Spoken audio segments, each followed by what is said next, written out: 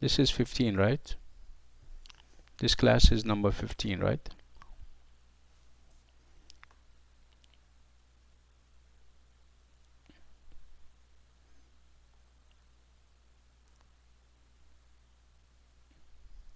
Okay, so it's 15.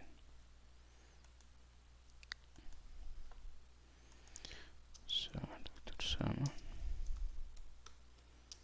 on class 15. Okay, good. So what we have today, it's the Sandman by Hoffmann, right? I trust that you have done some reading like we agreed yesterday. It's a short story. Well, with short stories you don't have, many challenges, given the fact that you can even finish it in one setting on one go, right? You don't have to kind of read it over and over. I mean, it wouldn't take the efforts that you would normally take with a novel, right? Again, if you're also into the fantastic, you're going to find it very engaging and very interesting. Lots of people, for no obvious reasons, like horror movies and stuff. If you happen to be one of them, the story or the short story promises to be very engaging, right? So how many of us like this idea of horror, and they like to read and watch stuff that can have their hair stand on end and stuff like that? Are you into that, everyone? Anyone? Yumna is not into that. Who like thrillers, detective novels, and short stories where there is, horror and bloodshed involved? Ranim is into that. Amira is saying I'm into it, but I can't sleep sometimes. Yes, this is, yeah, it's very strange. I mean, it's not even explainable. You would like to stuff like this, but it scares you like hell. I don't know, very strange. Anyway, I'm not into that. I was trying to say that this can be um, a good a good excuse why you would read it if you're into these kinds of this kind of stuff. Again, Yumna is saying I read this at night, kind of creepy feeling. This is what Yumna got. Julia is saying I finished reading it as well. That's interesting. Sad ending. Yeah. Disturbing, absolutely. Disturbing is the right word. I wouldn't have thought of a better word to describe the whole atmosphere. Very disturbing indeed. Thank you, Julia, for the apt description. Yeah, it is very disturbing. Okay. Disturbing is perhaps one of the features of the romantics, or the romantic with capital R. You know, they disturb you, perhaps for a reason, right? They challenge your senses, they challenge your concepts, right? And here they are challenging your feelings. This is typical of the romantics, where, as you can see, the ideas are totally different. The sensations are totally different. Okay, you wouldn't have seen that in the Augustan age, in the neoclassical age, in the 18th century and prior. No, we don't have that at all. It's all propriety, it's all decorum, it is all the superficial conformity to rules and regulations and conventions. Right? We don't have that anymore. Obviously, life has changed beyond recognition with the romantics, right? Um, we have done, yeah, it's good that within the same course we have seen samples of previous centuries, right? We have done Othello, and we have done the Duchess of Malfi, where the focus was on having everyone on board, and those who do not get on board, and by on board of course I mean conformity. You have to conform to whatever rules and regulations and whatever conventions society imposes on you, whether you agree with them or not. Okay? And if you don't, you you have the fate of people like Othello and Desdemona and the Duchess of Malfi and many others, right? You cannot think out of the box, if you will. Thinking out of the box means that you don't conform, means that you perhaps entertain foreign ideas, and by foreign I don't mean I mean abroad or from outside. I mean foreign ideas, ideas that are foreign to our established sensibilities and um, and conventions. Okay, so the Sandman and Hoffmann happen to be another assault and another attack on the established sensibilities of the time. Okay, so the established sensibilities and conventions of the time would uh, have would have us talk about established rules when it comes to writing novels, and when it comes to writing poetry, established rules when it comes to politics, established rules when it comes to social life. The romantics, whether they are poets or short story writers and novelists, are challenging all these established conventions. They are challenging the status quo, the complacent status quo.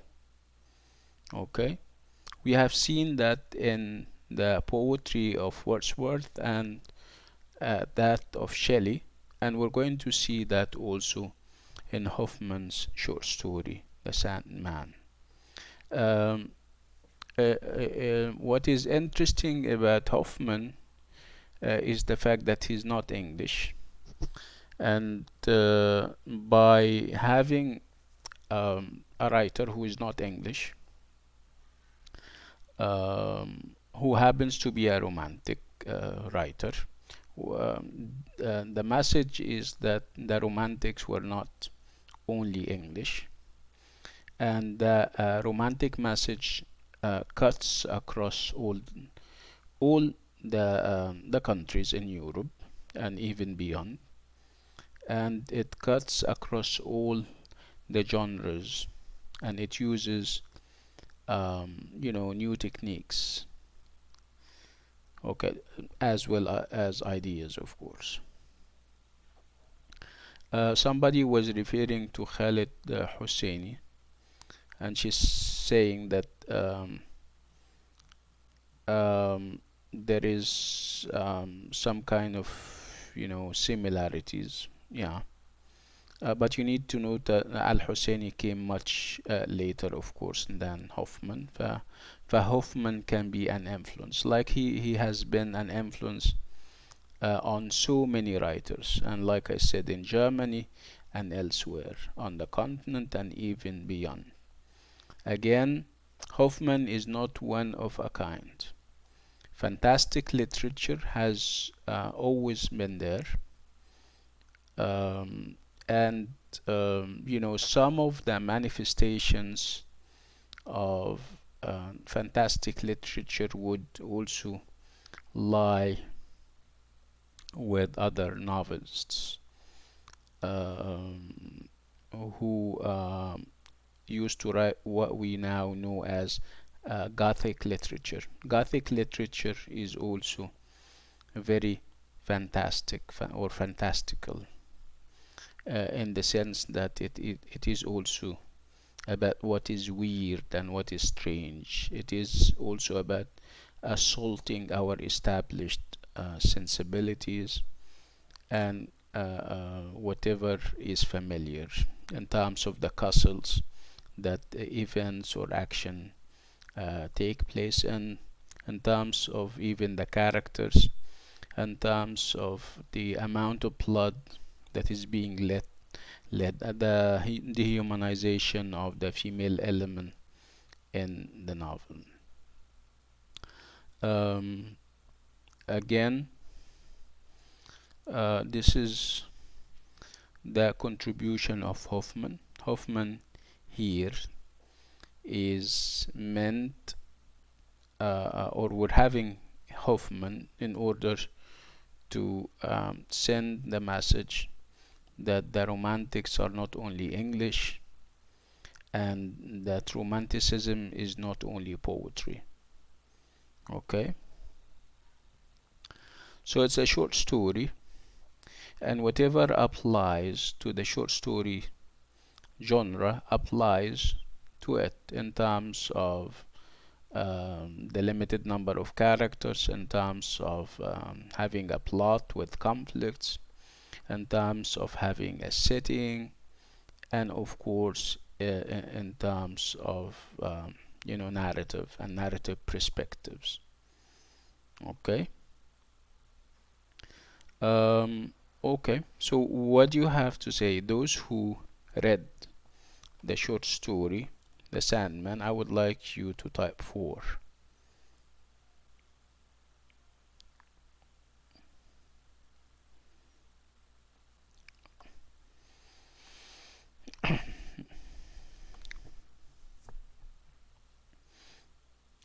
Okay, that's interesting, mashallah. Lots of people. Yeah, that's good. Okay. So did you like it? Are you used to this kind of novels and short stories?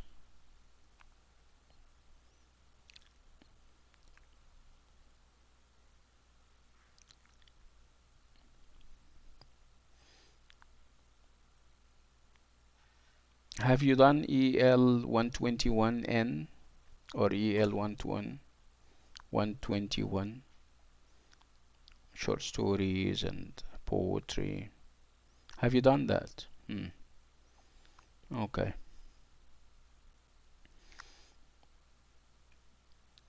Remember the short stories therein? Marwa is saying that she likes this type of stories. That's interesting. Remember, if you compare what you have taken in EL 121 with the Sandman, I think the experience is different, right? Over there or back then, you had traditional short stories where you would have, in some of them, I wouldn't say all of them, you have a beginning, you have a middle, and you have an end, right? This is traditional. But with the Sandman, we don't have that, right? It's all a number of flashbacks. Okay, you have this confusion between the present and the past, right?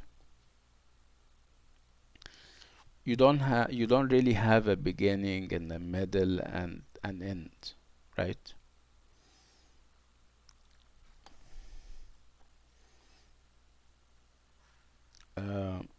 Fatma Bujab Jbara. I'm hopeful that I'm reading the name correctly. No, it's not Fatma.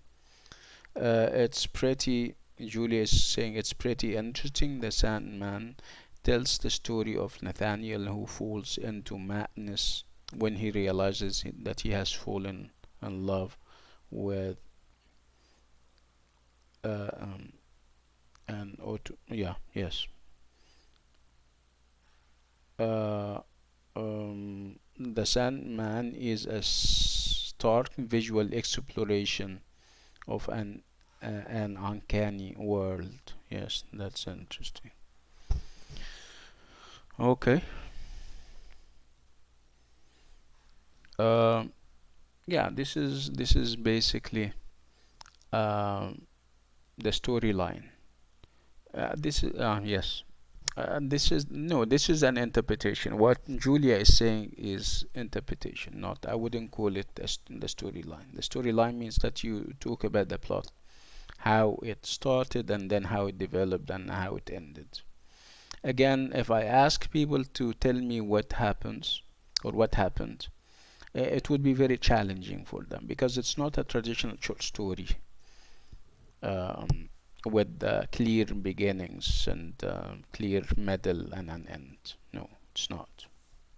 Again, this is also a deviation from mainstream novels and short stories, right? Again, this is also meant. This is the romantic contribution. They are, as you can see, they are turning everything on its head.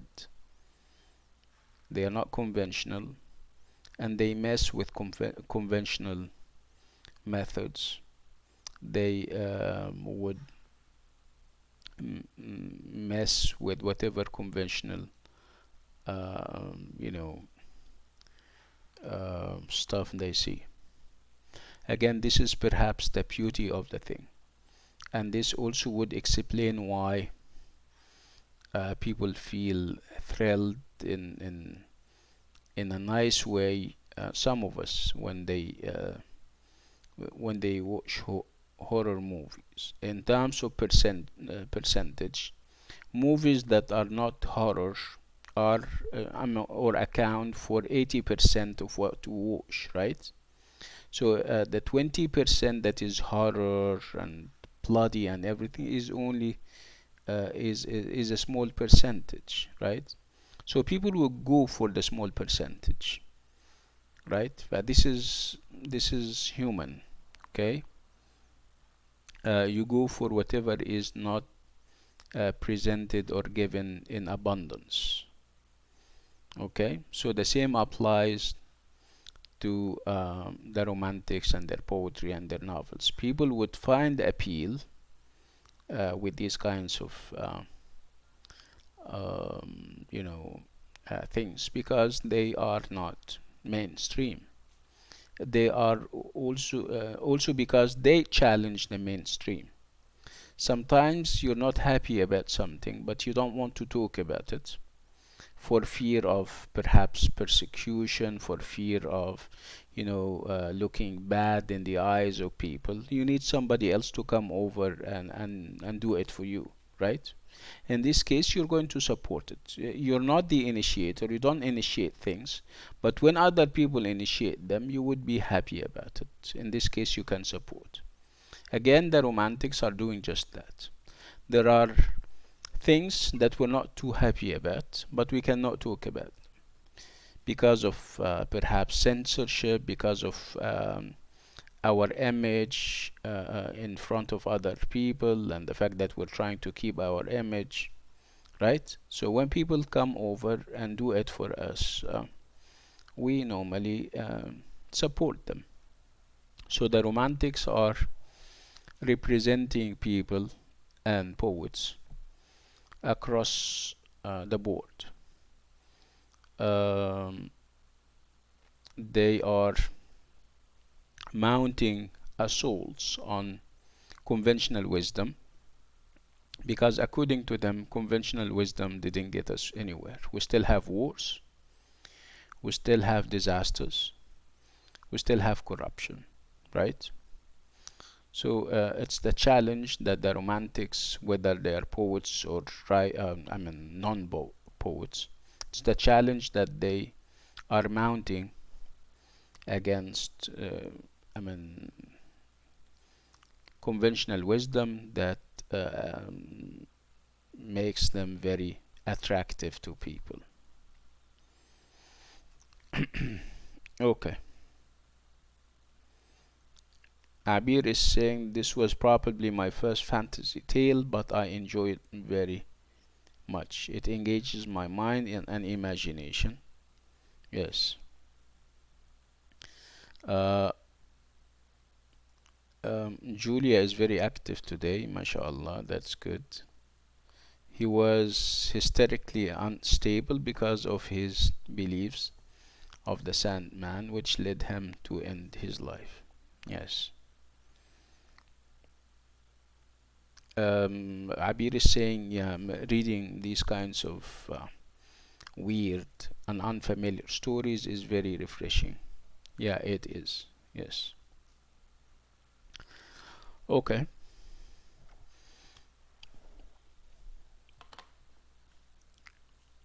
So again, it's the idea of romantic lives. We've been talking about romantic lives for quite some time, and of course, by romantic lives, we mean the lives of the poets. We have seen that with Wordsworth and Shelley, and we are having that also with Hoffmann, right?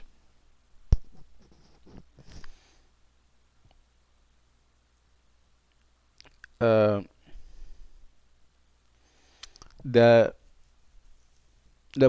and the romantics that we have done prior to Hoffmann were kind of showing us an, a bit of themselves, and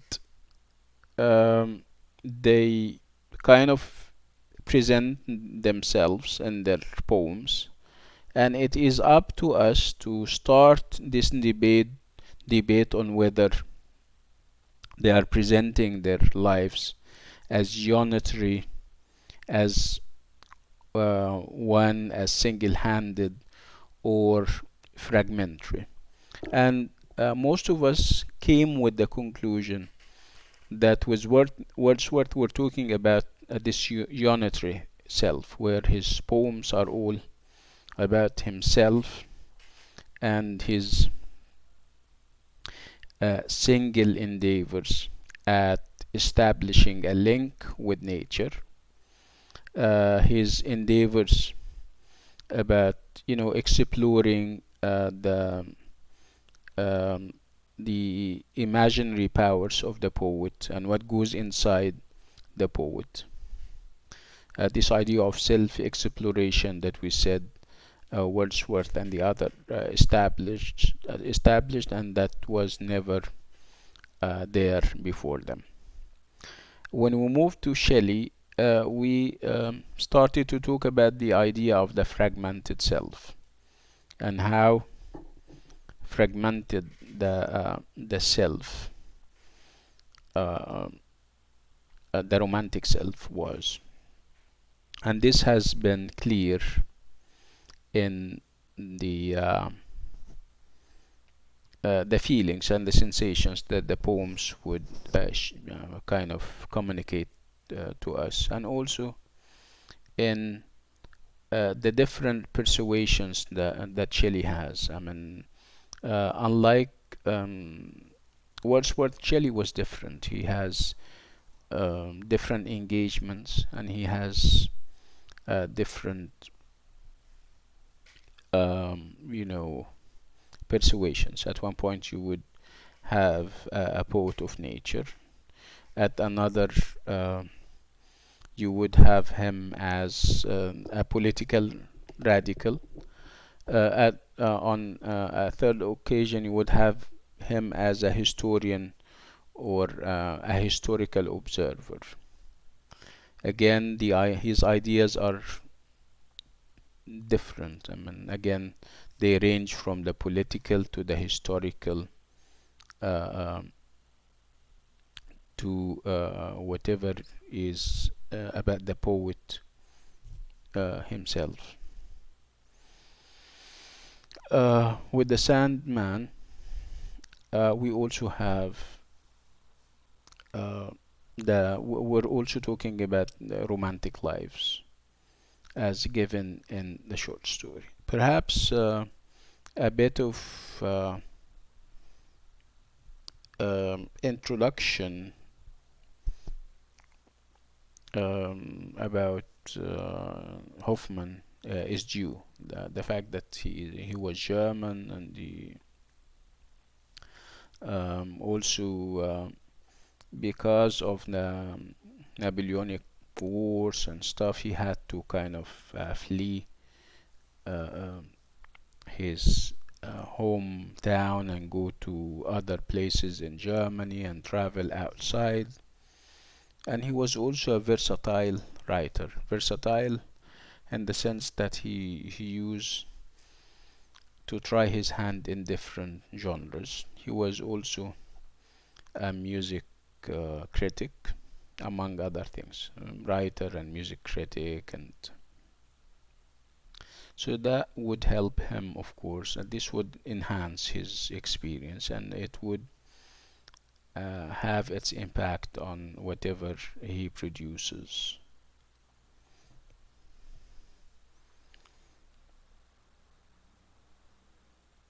So again,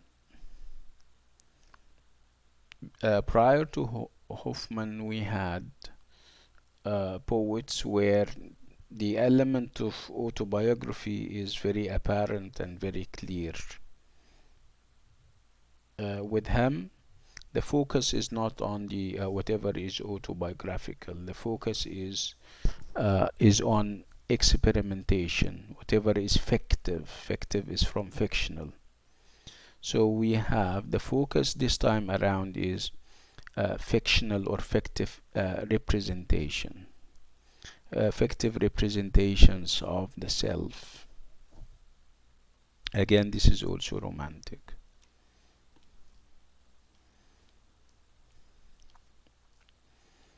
So we turn away from autobiographical versions of the romantic life to experimental fictive representations, from writers who each exploited versions of a single persona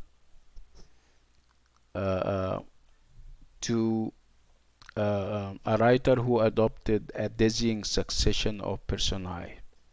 We're talking about different personae. Personae, of course, is the plural of persona. When you look back at the short story, you have different personae. You would have Nathanael, you would have Clara, and you would have the author himself presenting himself as a fictive character. Okay, so three personae that we have, like Abir is saying. Hoffmann's work is often said to represent the culmination of German Romanticism. It means that he came after some of the most important Romantic writers, and he was a culmination. I mean, he got affected by them, and what we see, what we feel about him in terms of greatness is obviously perhaps the influence of other German writers before him. In terms of even intensity and in terms of experience, and if you judge by the hardships that the Romantics go through, you would find that both Shelley and Wordsworth, with their experience, they wouldn't compare to Hoffmann. Hoffmann has gone through a lot in terms of hardships, in terms of challenges, and he made it. Those challenges and those hardships enhanced his experience.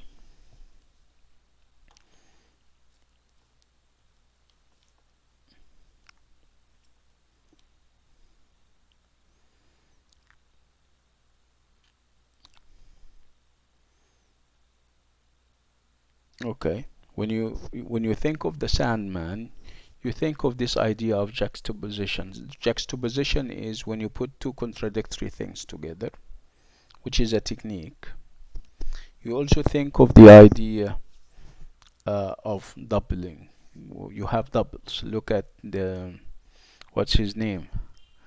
The character of, I mean, the friend of the father, what's his name? Coppelius. And then when Nathanael grows up and he meets another character, Coppola, I think, and they happen to be doubles, or at least this is what the mind of Nathanael is telling him. Coppola and Copulus, yes, like Abir is saying. So this idea of doubling, doubles. This idea of the double and the doubling is also an influence from the Gothic novels. When you, for example, you haven't done Wuthering Heights by Emily Bronte, when you do it in A230B, you will see echoes of that. The idea of the doubles. You have whole generations having, similar names. You have, I mean, houses that have almost the same pieces of furniture. You have characters who have the same names. So this is again one of the techniques that the Romantics use. So you have a great deal of parallelism. Parallelism means you have parallel characters. I mean, characters that perhaps have the same names, have the same features. Um, um, Characters who have the same inspiration, whether this inspiration is good or bad. They inspire you to act in certain ways. Again, we one important feature of the Sandman would be the idea of complexity and the fact that the structure is complex. Again, because you have different narrators, you have different perspectives. They may be talking about the same situation, but the perspectives are different.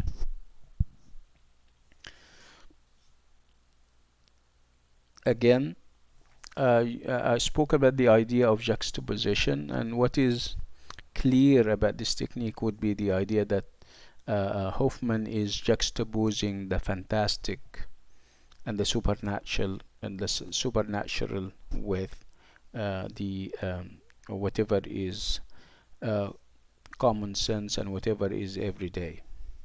Again, this is unprecedented unless you talk about folk tales, right? And folk tales have been always there. So folk tales where you have whatever is fantastic side by side with whatever is everyday, magic wands and witches and abracadabra kind of thing, right?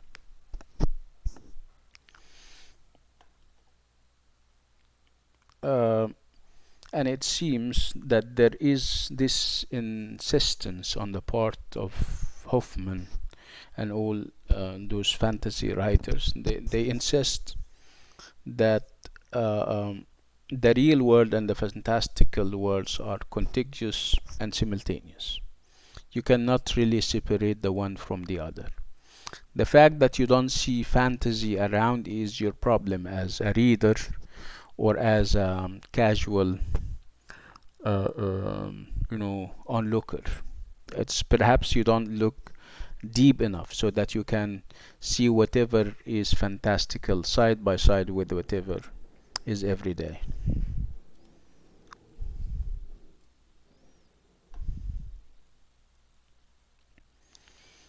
Just to remember how the Sandman started.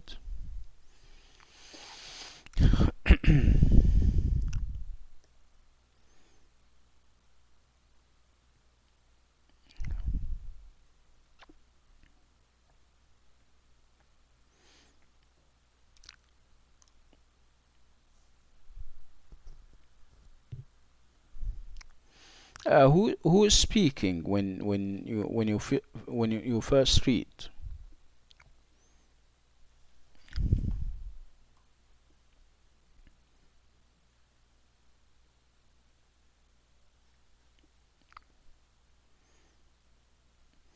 A Natty said she, don't you know that yet? He is a wicked man who comes to children when they won't go to bed and throws a handful of sand into their eyes so that they start out bleeding from their heads. He puts their eyes in a bag and carries them to the crescent moon to feed his own children, who sit in the nest up there. They have crooked beaks like owls so that they can pick up the eyes of naughty human children. What a start!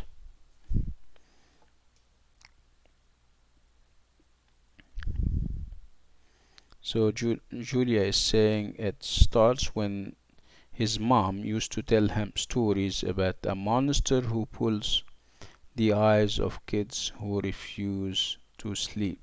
Yes. Okay.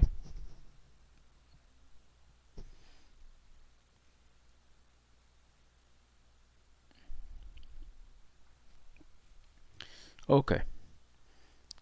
So the story is built on, or perhaps the triggering event in the story would be the discovery of letters. How many letters do you still remember? That tells it all. When you read the letter, you get to know about the character of Nathanael and his fears and his insecurities, right? And then you will have another letter by Clara, his perhaps former lover, because we're reading the short story when we're reading it after they have, the relationship came to an end, right?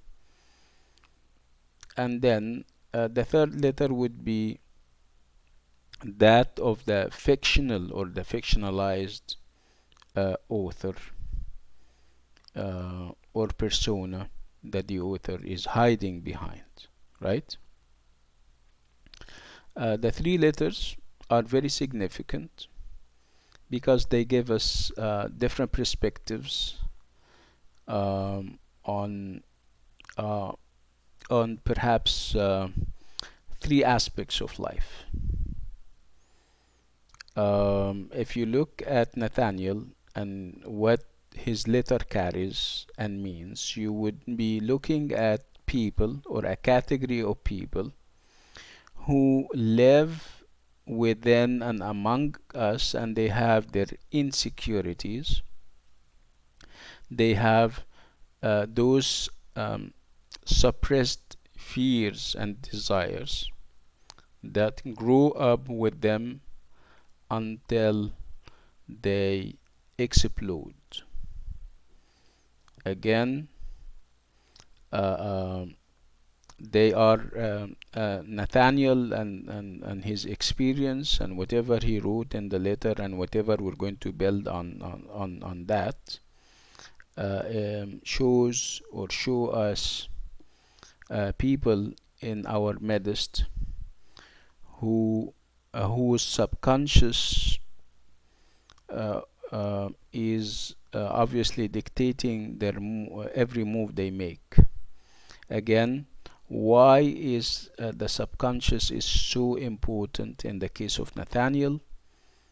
Because what the revelations that we get from him and from others, and we get to know how he had those fears right from the very beginning when he was a child, whether those fears are and those insecurities are triggered by the Sandman and what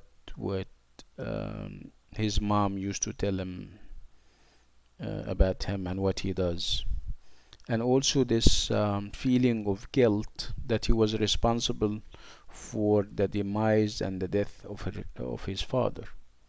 So again, he grows up with these fears and those insecurities, and it is only natural when you meet him as an adult. You have a fragile individual who takes everyone he meets for somebody he hates from childhood, who would mistake an automaton for a human being. Again, these are all insecurities that are dictating his life as an adult. This is an aspect of life.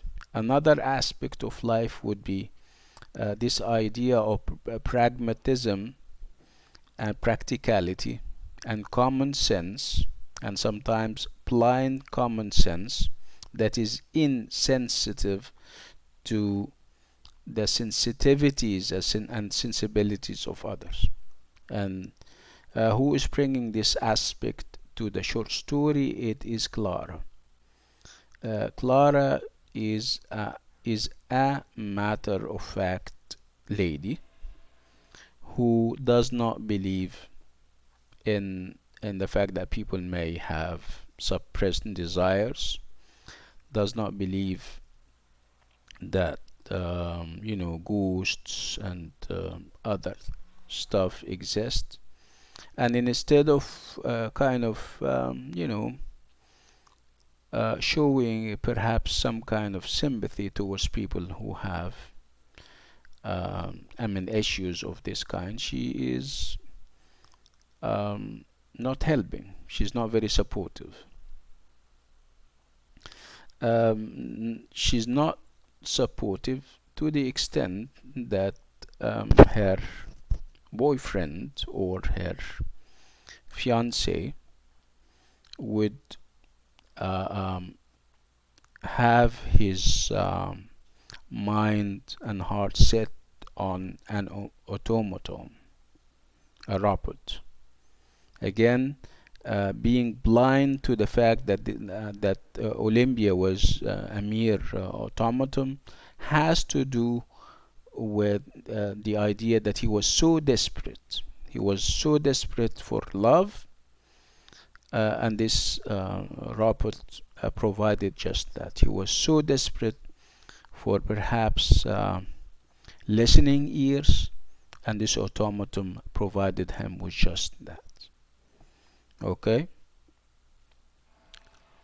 The third aspect that we have is also the aspect of the writer, who believes in his uniqueness, and that he has an experience that is obviously different from the common run of people, and that he has a vocation, and also the idea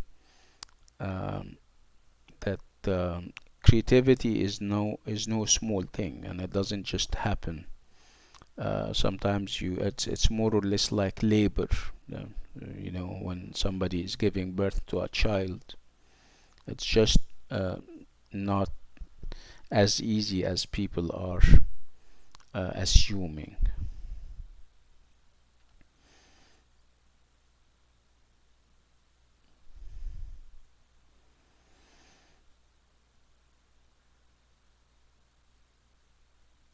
So there are three effective versions of the romantic writer, with each of the three providing their own perspective on events. And obviously the effect is not only to produce fragmented structure, but also to demonstrate the difficulty of obtaining any definitive account of reality. So obviously the three of them, the three narrators, are giving us the same events. They are commenting on the same events, but they give us different perspectives. And why would we have different perspectives? It seems that Hoffmann is trying to say that this is reality. You don't agree. This is, by the way, this is the age when the polarity between whatever is absolute and whatever is, what do they call it? What is the opposite of absolute? We call it nisbi, right? So things are either absolute or relative. Very good, like Abir is saying. We're talking about a time when the idea of the absolute is no longer accepted. Nothing is absolute. Everything is relative, even truth. Okay, perhaps people would agree on the existence of God as an absolute thing. Other than that, it's all relative. So this has this was the trend at the time. So again, Hoffmann is subscribing to just that. He's saying that everything is relative, and truth and reality are also relative.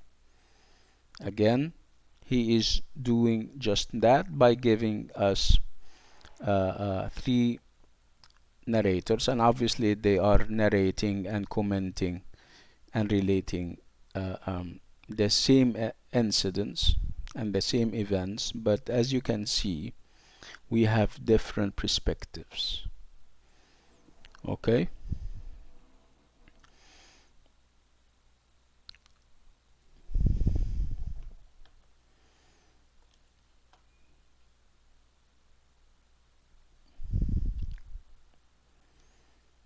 Okay, so we have different styles, whether different styles of saying things or different even character styles. When you look at Nathanael, for example, or Nathanael presents himself as the victim of extreme feelings and of events beyond his control. His exclamatory register betrays the heightened emotional sensitivity of a mind troubled by dark forebodings and the compulsive rehearsing of a fatal memory. Right? So we have dark forebodings. The guy is obviously seeing things, seeing phantoms and ghosts.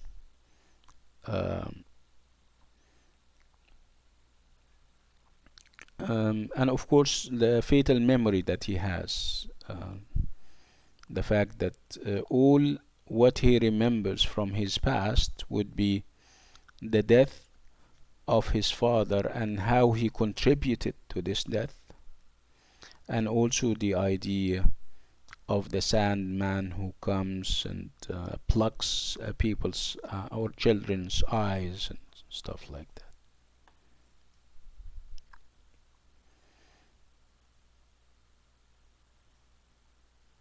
Yes.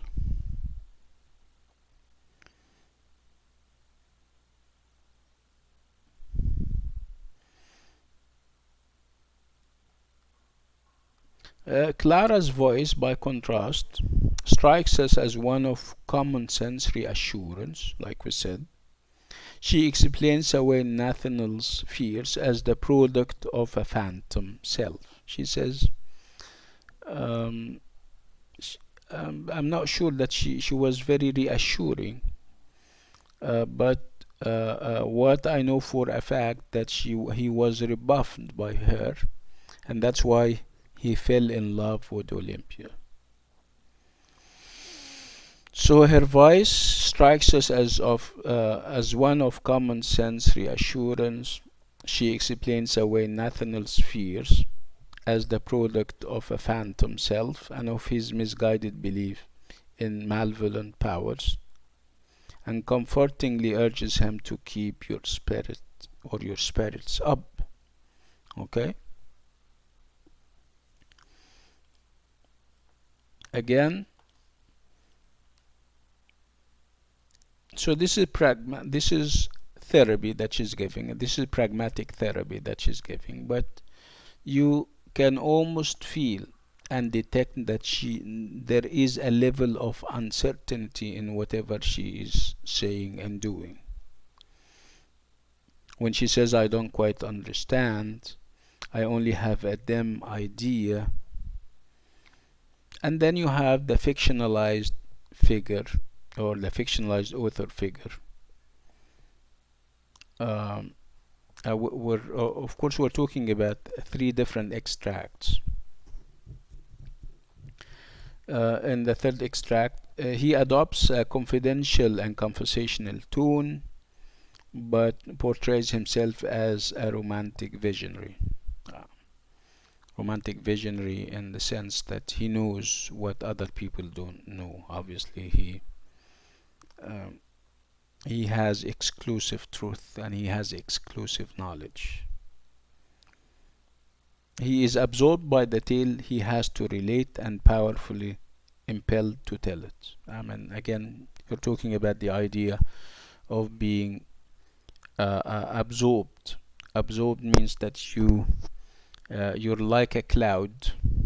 Remember, I wander lonely as a cloud. Okay, you're like perhaps a skylark or a wind that is so out of touch with whatever is happening down there on earth. You're not in touch does not mean that you don't know, you're not knowledgeable. You know everything, but you're obviously flying high, away or above mundane reality. You don't get yourself entangled in the hustle and bustle of life with its miseries and noise and all these kinds of things. So this is single-minded absorption that is exclusive, like I said, to the romantic writer, who credits his particular insight with a prismatic radiance which is all his own. Okay, prismatic radiance. I mean, radiance gives you the idea that he's not just another human being. Perhaps he gets revealed truth. He has visions. Again, this is typical of the romantic. Remember Shelley and the idea of the poet prophet, and the fact that the poets are the unacknowledged legislators of the world. So whether we're talking about Shelley or Keats, okay. So this prismatic radiance that kind of distinguish the writer from the rest of humanity.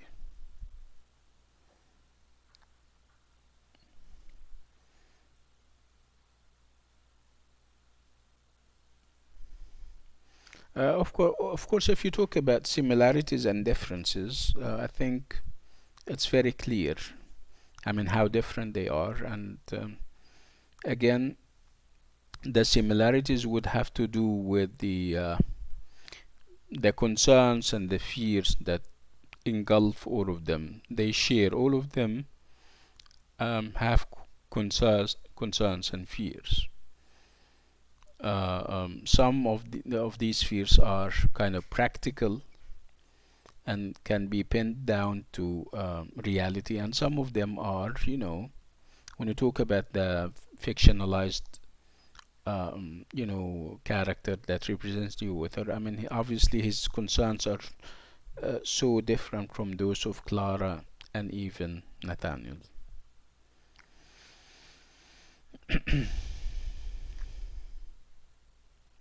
Again, when you look at the author figure, you would think of his concern. He is highly self-conscious of how he's going to tell his story and how he's going to start it and stuff. I mean, obviously his concerns are totally different from the concerns of both Clara and Nathanael.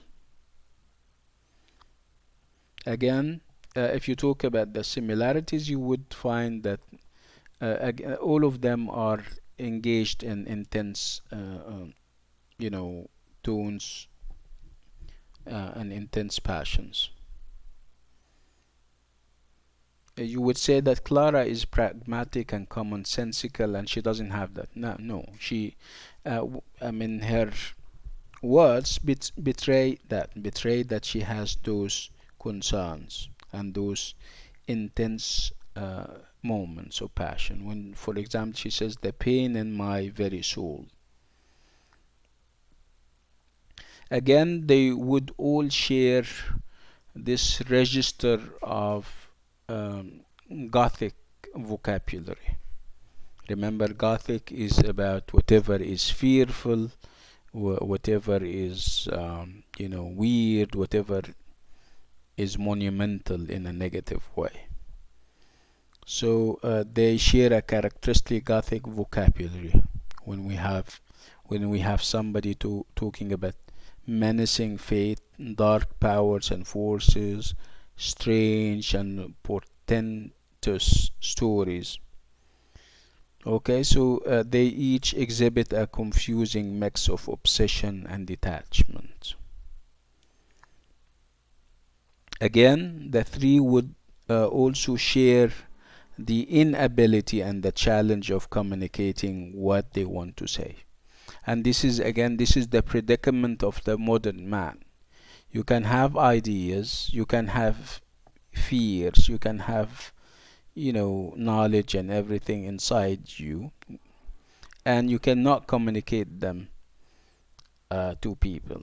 Okay, you communicate them, but perhaps people would misunderstand you. It's either because you cannot communicate them because they are obviously overwhelming, or perhaps people would misunderstand you because they are also unable to communicate back. So again, this is the predicament of the modern man. Oh, actually, this has always been the case. I mean, the idea of communication breakdowns, and it happens even on a daily basis. People don't really reach out to you because they don't understand you and you don't understand them. It's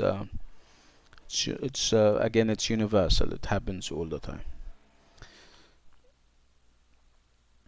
So all three writers refer to the difficulty of communicating what they want to say. Again, what they want to say is truth from their own perspectives and from their own angle of vision, and we agreed that truth is relative. It's not absolute. So you have cases where some of them would say, "How am I ever to convey to you? I have with some labor written down." These are this author figure is saying they are unable to find words. Again, this is a case where the language itself becomes a problem.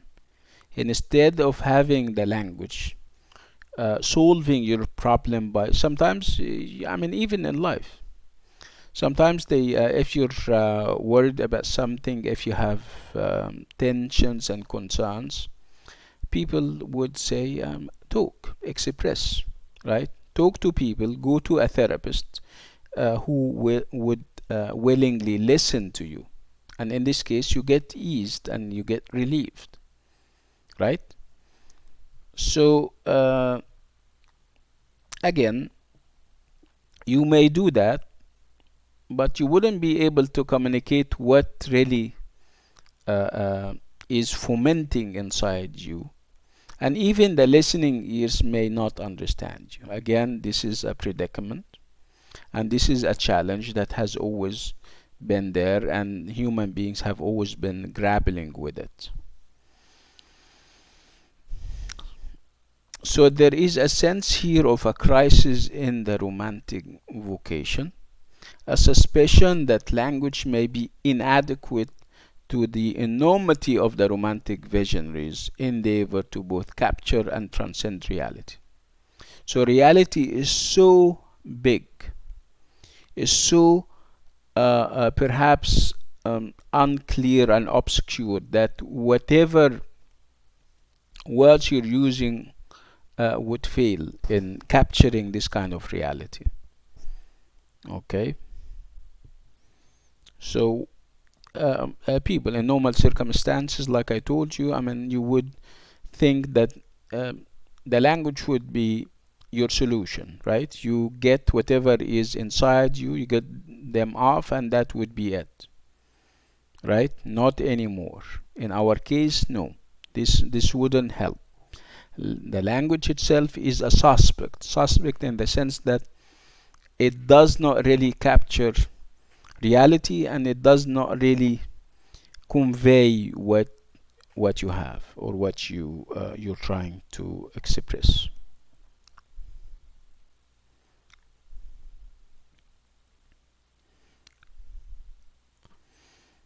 Again, when you look at these three romantic characters, romantics because they are written by a romantic writer, I mean, and you would compare them to other personas in the other romantic in the poetry that we have done, you're going to find lots of echoes.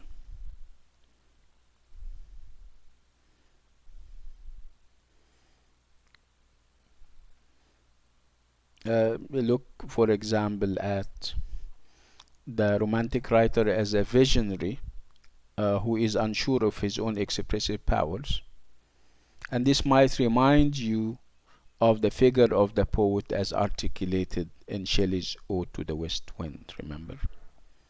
And even to the Skylark.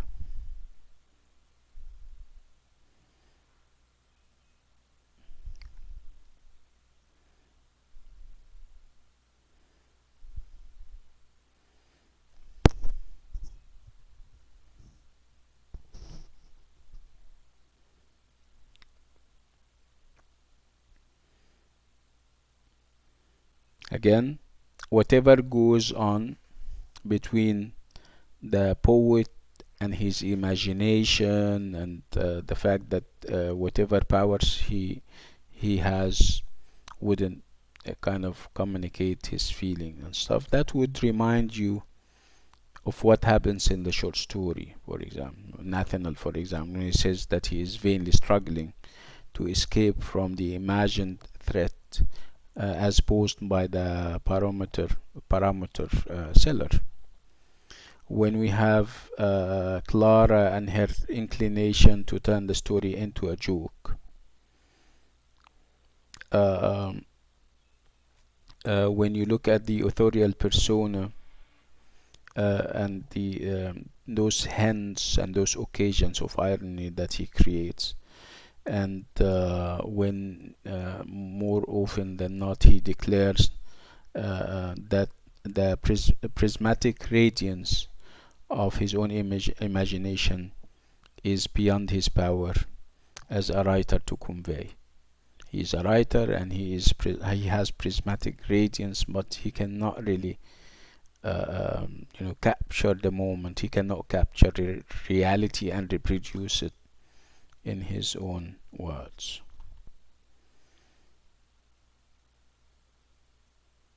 So as you can see, the poet can do no more than capture the strangeness of reality, and if he does capture the strangeness of reality, he would be reflecting it as if he is a dull mirror where the image is mere dim reflection.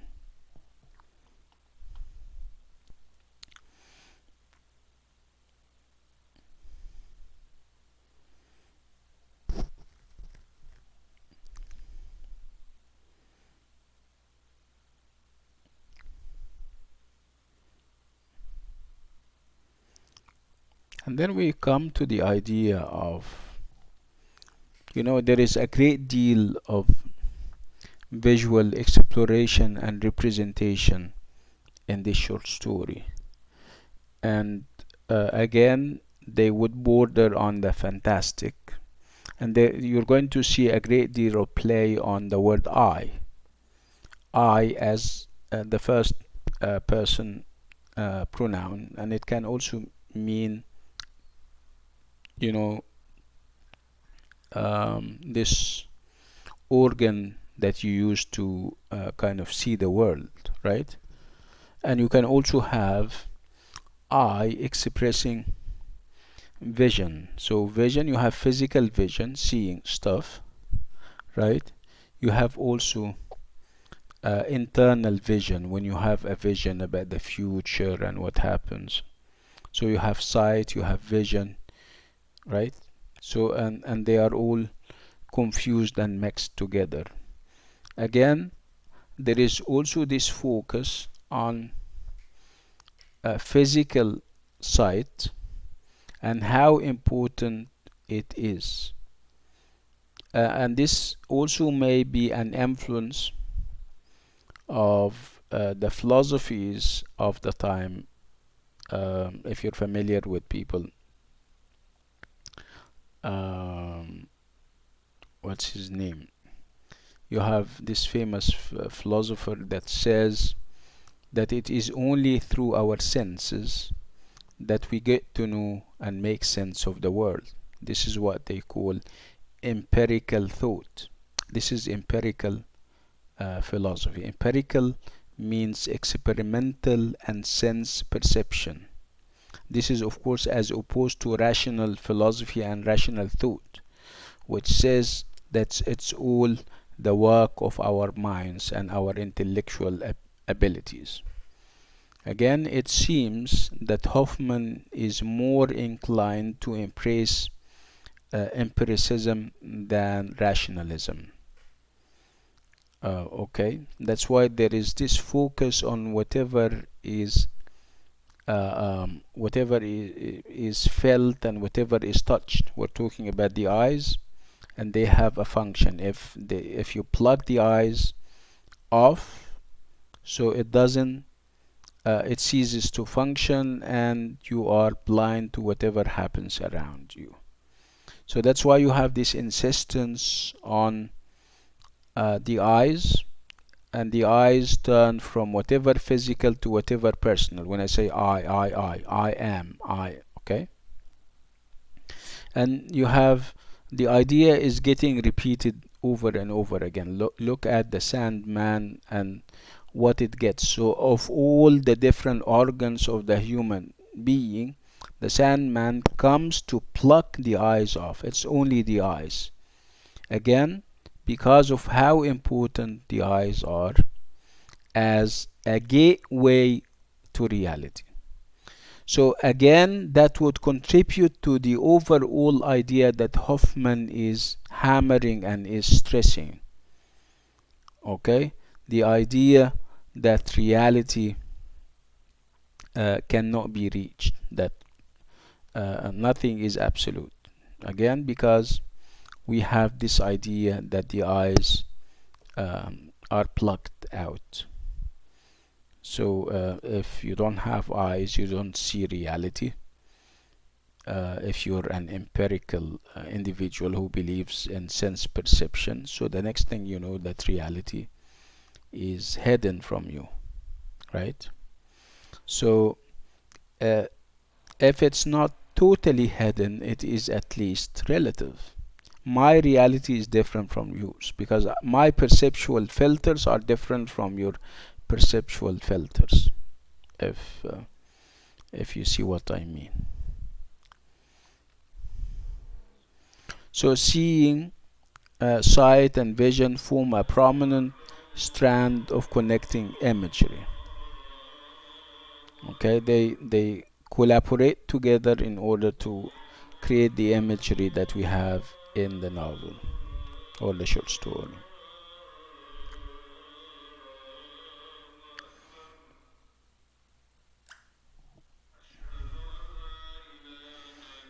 Okay, so Nathanael, for example, wishes fervently that Luther could see for yourself. I mean that. Focus on the word see for yourself. Clara employs words like dark and dim. So, okay, so how can you know that something is dim unless you see it? How can you know that something is dark unless you're seeing it? So Clara employs the words dark and dim to refer to forces beyond her understanding. So again, understanding does not start with the mind, according to Hoffmann. It starts with our sense perceptions through the eyes, and then you take it to the next level and you understand it through your power of reason. You're going to find, for example, the authorial voice or the authorial figure not only repeating the word vision, but also referring to the prismatic radiance of his own creative impulse. So when I say prismatic radiance, radiance is something that you see. You don't feel radiance, right? When something is radiant, it means that it is bright and it is um, kind of it's light after all.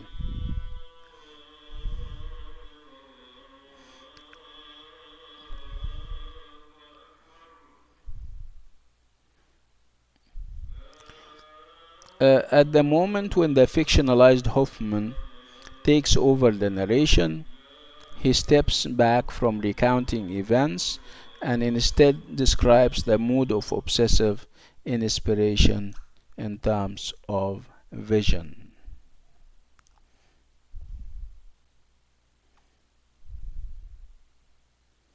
So again, you would have expressions like invisible and invisible to others, invisible to other eyes, empty space. How can you feel empty space? You look at it, right?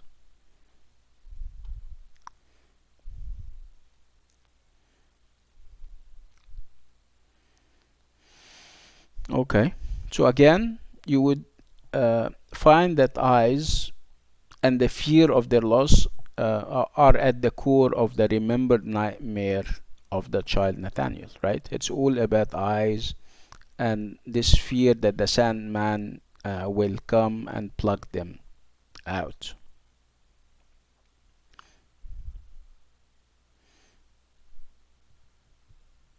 So again, uh, if you're able to see, that would be a sign that you exist. Unlike they see, like they say, seeing is being. See, to see is to be. This is actually one of the messages that the short story is out giving. To see is to be. Seeing is being. So being able to see thus becomes a symbol of existence. To see is to be. So again, when the Sandman, the assumed Sandman, comes and kind of puts a handful of sand into your eyes, you cease to exist. Okay, and this is the idea that Nathanael has been grappling with all through. He is trying to escape uh, um, uh, being, having his eyes plugged out or having his eye filled with sand, because in this way he's going to cease to function and exist. And this is the fear that lives with him, that is hunting and haunting him. So thus when the Sandman throws a handful of sand into your eyes and you are forced to close them, you are cut off from feeling and thinking.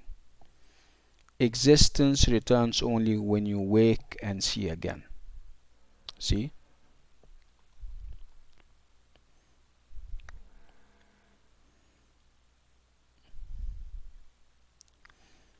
Again, there was this idea, the talk about the spectacles and the spy glasses and what kind of reality each of them obviously reflect. Again, there is this focus on seeing and vision and sight.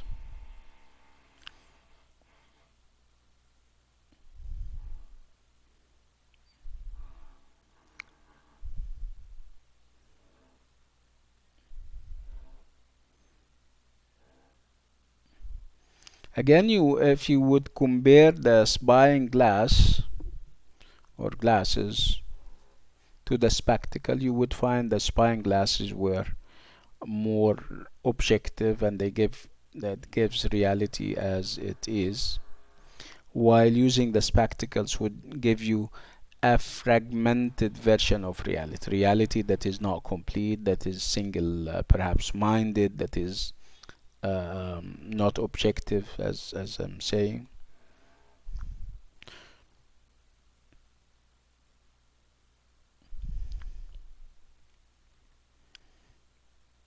Again, you have different ways of seeing, and that would also reflect this romantic concern about reality and the different perspectives that people would bring to reality. Again, perception using the eyes here would be vulnerable to the vagaries of individual subjectivity. Again, that would be also talk about the idea of relativism, the fact that nothing is absolute.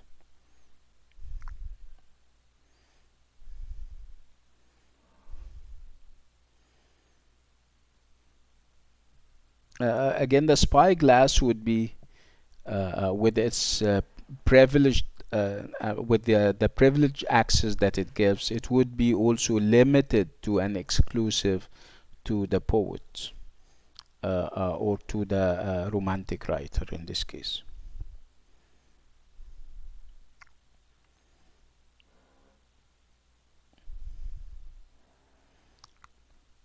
And even one of the character of Coppola, when you think of the name, you find that the name is taken from Italian, and when you look it up, you find that it means sockets. I mean, the sockets where our eyes are resting or rest. Again, look at Olympia and her eyes, and when the eyes, first of all, her eyes are not like any other eyes, and that would leave lots of people doubting who she is and stuff, and I mean, exploring and talking about her identity. Again, remember of all the different organs.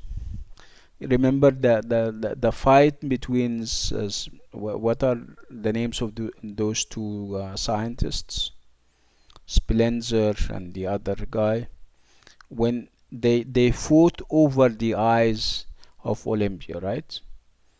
Okay, and Spencer would take them off and perhaps throw them. He would throw them at Nathanael.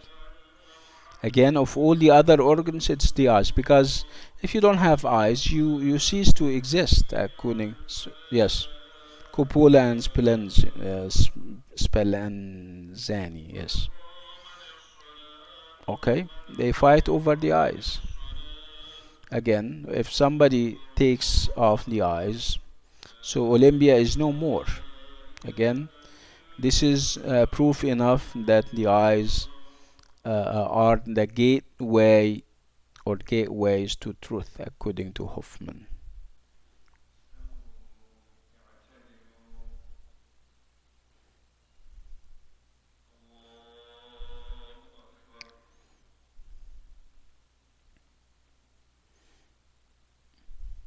So the scene of Olympia's death brings the recurring theme of eyes and sight to a powerful climax and demonstrates how ways of seeing are fundamental to self-identity.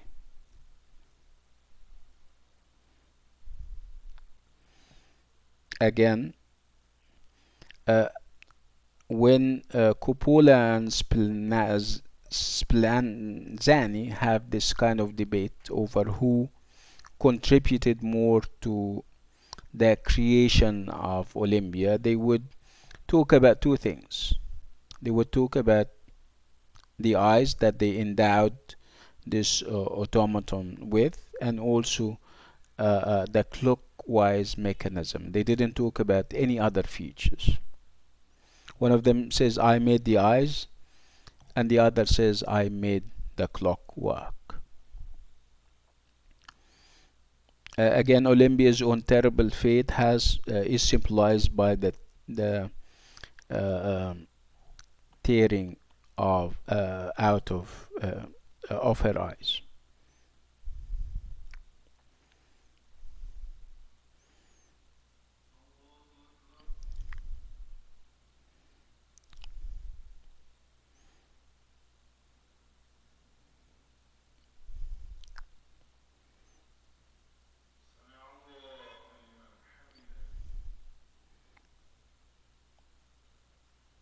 Again, look at how important the eyes are in the reaction of Nathanael when he gets to know that Olympia is a mere automaton, and he has seen how the eyes were plucked out of her. What happened to him? His reaction was one of desperation, one of frustration, and he it didn't take him long to decide to take his own life. Again, it's the eyes.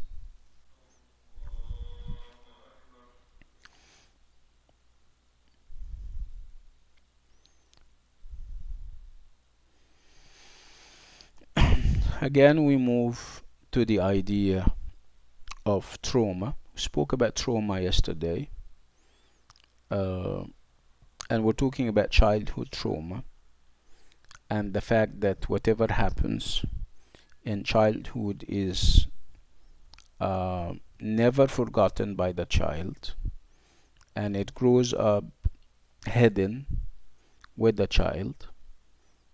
And when the child becomes mature and everything, those bad situations and bad experiences, they somehow pop up in certain situations uncontrolled, and they may push you to perhaps commit a crime or to behave in a very strange way. So we're talking about oppressed and suppressed emotions and feelings and desires and needs. Okay. So the idea of saying that there is this disconnect between childhood and adulthood is a myth that people need to debunk. There is a great deal of examples and reasons to for us to believe that there is a great deal of link between our actions as adults and whatever was happening to us in our childhood. Again, do we have that in the short story? Yes, we do. We have the whole short story is built around Nathanael and those fears that he had, those fears and insecurities that he had, and that he lives with as an adult. When you probe deep into his childhood, you would get to know that he was put to bed, put to sleep through this mythical folklore story that if he doesn't the Sandman would come over and pluck his eyes. Um, um, at minimum, he would throw sand into his eyes, and at maximum, he would pluck those eyes off or out. Again, what a scary vision and image you may have. Again, you grow up with this fear that the most important organ in your body can be taken away from you just like that. But this is obviously a fear that you will never survive, however old you are. And this is actually what we're having in this short story. Again, what brought this idea up was the psychoanalyst Sigmund Freud. Oh no, we said Sigmund Freud is a famous psychologist, and he read the short story, and he started to focus on the character of Nathanael, and he would consider it as a case study, and he subjected it to a lot of research, and he came up with his famous tenets and ideas about the subconscious, about our hidden needs and desires, about our suppressed and oppressed needs and desires and fears when we were young, and how those fears and desires stay with us until we are old, and somehow they control our actions and motives. And sometimes they have, most of the time actually, they have a very negative impact or effect on our behavior. And that would also bring us to the idea of the uncanny. The uncanny is whatever is unfamiliar. Again, people and human beings are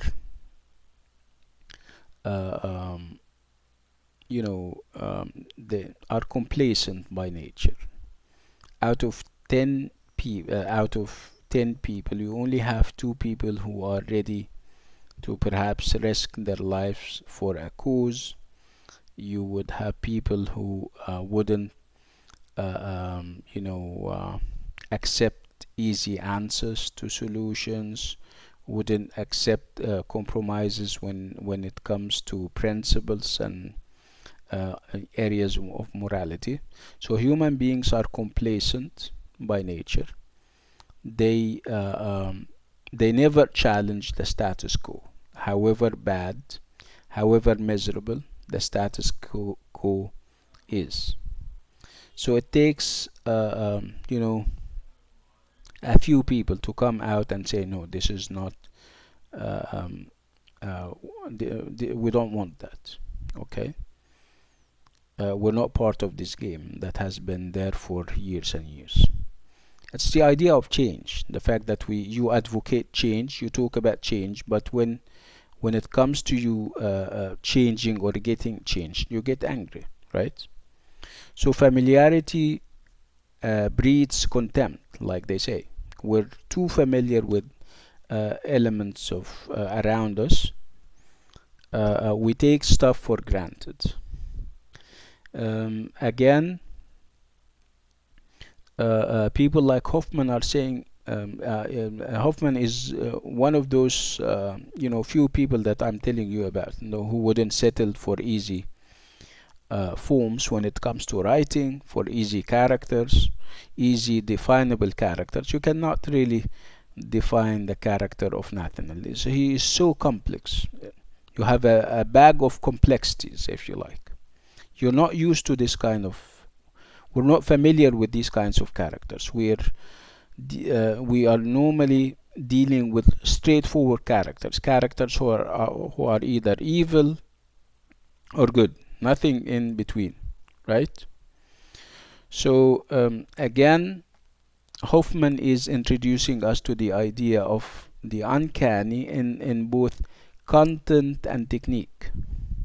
Again, the whole atmosphere, the idea that you have three narrators and they have different perspective. This is uncanny. This is quite unfamiliar, right? You normally have one narrator or one narrator, right? Not three, and three with three different perspectives, right?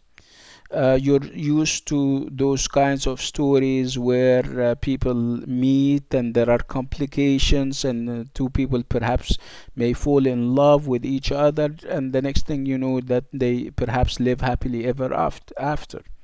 This is also not here. We have, like I said, if I ask you to even give me the plot, you wouldn't be able to do that because it's so complicated, it's so interlocking and interlocked together, right? But this is typical, this is uncanny. So the uncanny, which means the unfamiliar, is seen in the techniques that Hoffmann is using, and also in the subject matter. Again, the uncanny, which is the unfamiliar, has to do with the subconscious and whatever is inside, whatever is suppressed, whatever is oppressed inside you. Because when you express those things, when you grow up, okay, people would find them uncanny, would find them very strange, unfamiliar, right?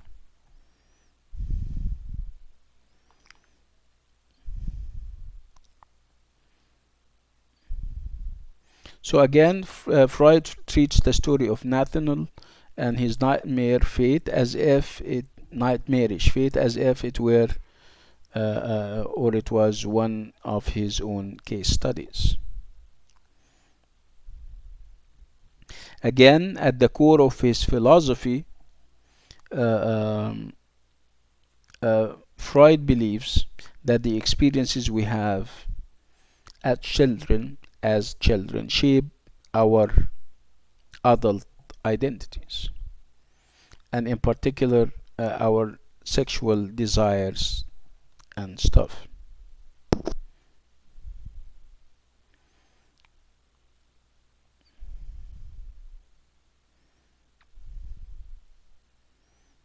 Again, this is not a new idea. This is perhaps the influence of Jacques Rousseau.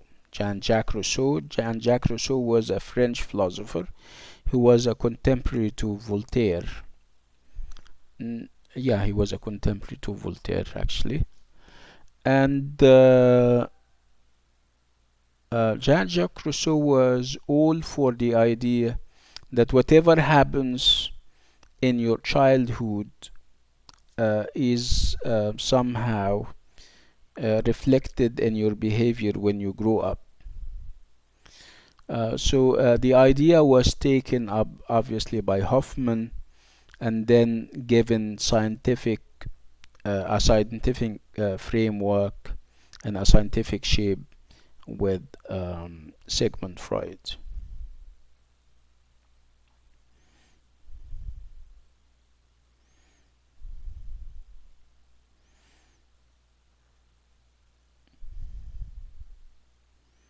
Again, if you apply that to the characters, of course, Nathanael, and what happens with him, whether those fears that he used to get, I mean, whether by the prospect of having the Sandman plucking his eyes out, or by seeing the friend of his father, who was also a scary figure. So he used to live with those two fears, and obviously he grew up with them until he became the fragile, you know, weak individual that we see when he is old.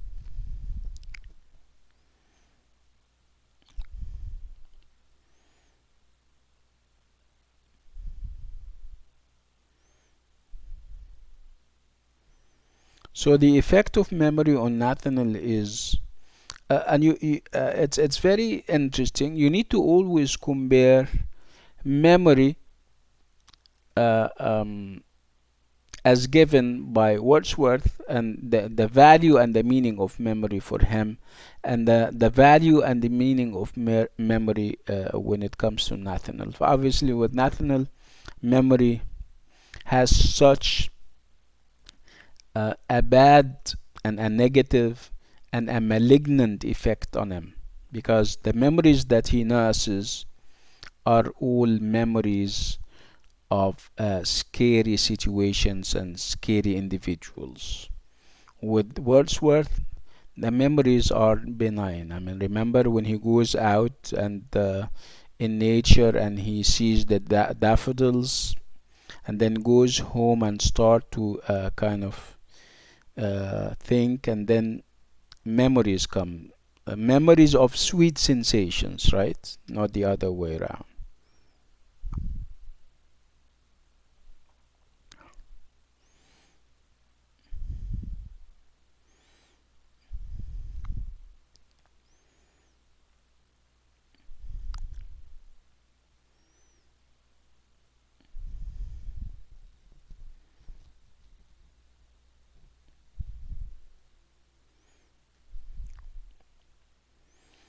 Again, you would also uh, look at the relationship between Nathanael and both Olympia and Clara through also psychoanalytic prisms, and you would see what Olympia is offering that Clara is not, in terms of love and passion and compassion.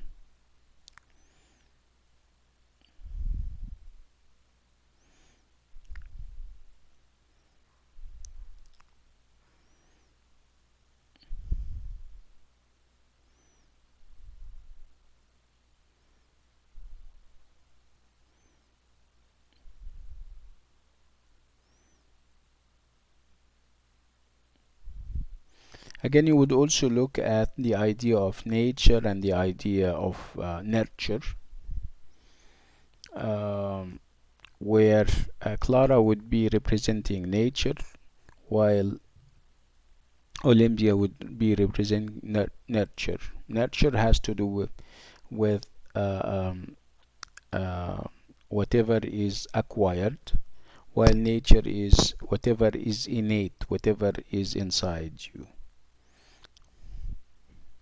That perhaps would bring us to the idea of characters, and the fact that your character is your destiny. Character is destiny is a famous statement by perhaps George Eliot or Thomas Hardy, where they are saying if you're born bad and this is your character, you don't change. If you're born nice and cheerful, you stay as such. So obviously it's something that is predetermined, and obviously there is nothing you can do about it. If you can apply that to the character of Clara, for example, we didn't see. And again, this was the reason why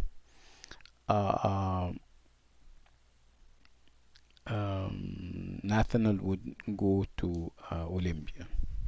It's not that he was not aware of the fact that she is an automaton.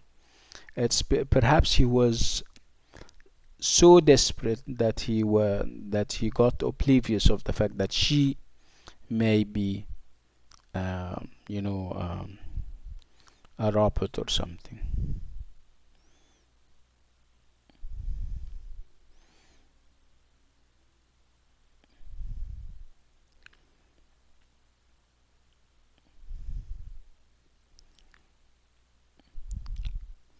And there is this talk about Clara as being matter of fact and pragmatic, and also the other narrative.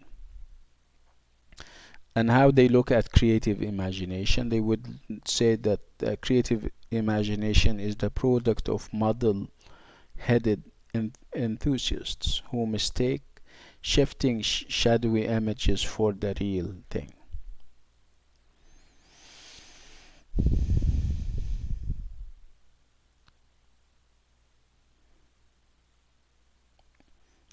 Again, we move to the idea of art and automaton or automata. I don't know how to read. And we have examples, right? If you're familiar with Frankenstein by Mary Shelley and what happened, you know, Dr. Frankenstein created, you know, he took the different organs of, I don't know, he had a lab and he could create a human being. But look at what this human being, this created human being did. Right? He went out and started to kind of kill and devour everyone.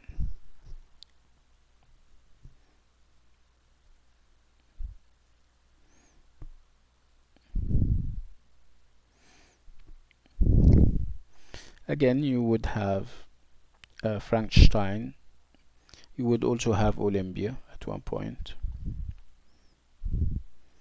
And also you would have poetry as creation and how poetry is made.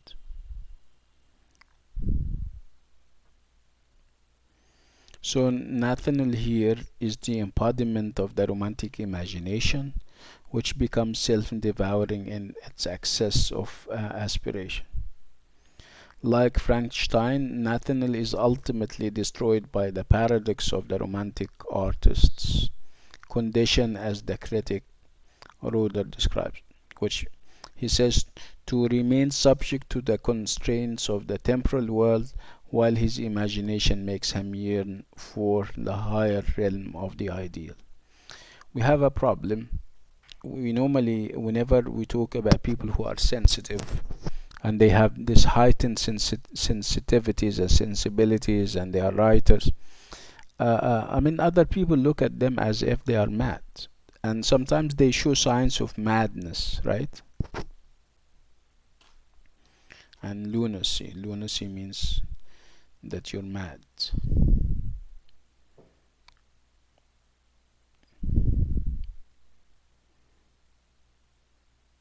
Yeah, he just wanted to be heard and believed.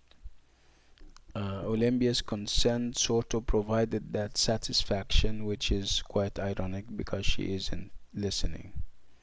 Yes. She is not even alive. Yes.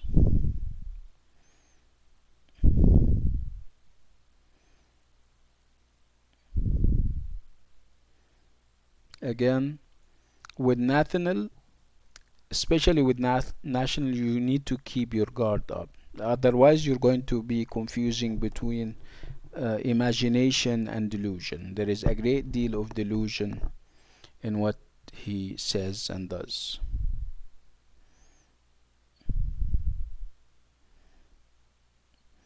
The narrator informs that in the past Nathanael had shown a special gift for composing charming and vivid stories. So this belief that the romantic writer has some special quality is of course familiar from our discussion of ways of seeing.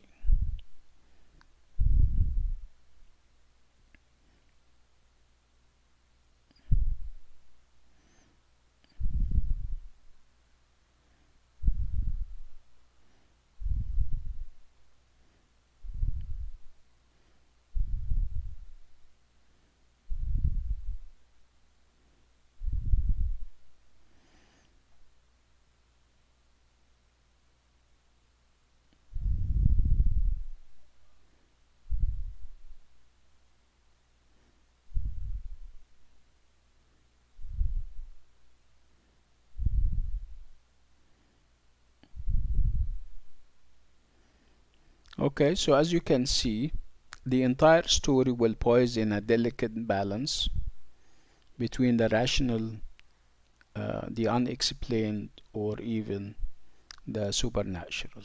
So there is this balance that Hoffmann is maintaining all through.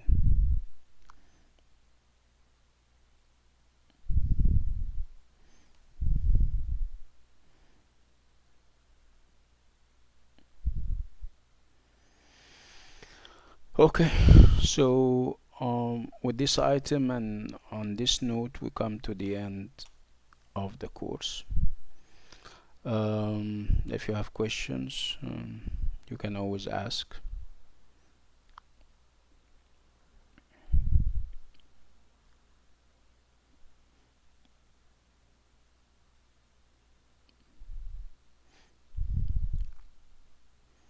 You're welcome.